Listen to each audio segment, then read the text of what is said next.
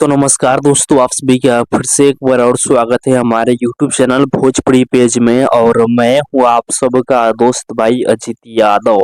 दोस्तों देखिए, नेहा राज का छठ गीत का शूटिंग हो चुका है। जी हाँ दोस्तों, देखिए नेहा राज अभी अभी इन सभी तस्वीर को शेयर की है और आप लोग देख सकते हैं कि नेहा राज लाल कलर का साड़ी पहने हुई है और कलशुप लेकर छठ गीत का शूटिंग कर रही हैं।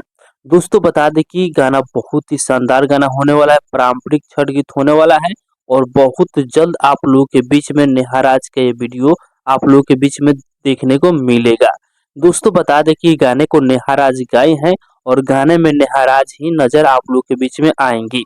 तो आप लोग इंतजार कीजिए, बहुत ही जल्द आप लोग के बीच में नेहा राज का जो गाना शूटिंग हुआ है देखने को आप लोग इसके बारे में क्या कहना चाहते हैं कमेंट बॉक्स में बताइएगा। और इसी के साथ हम इस वीडियो को समाप्त करते हैं। अभी तक हमारे इस चैनल को सब्सक्राइब नहीं किया है तो सब्सक्राइब भी कर लीजिएगा, क्योंकि इस चैनल पर भोजपुरी इंडस्ट्री का हर एक अपडेट सबसे पहले आप सभी को मिलेगा।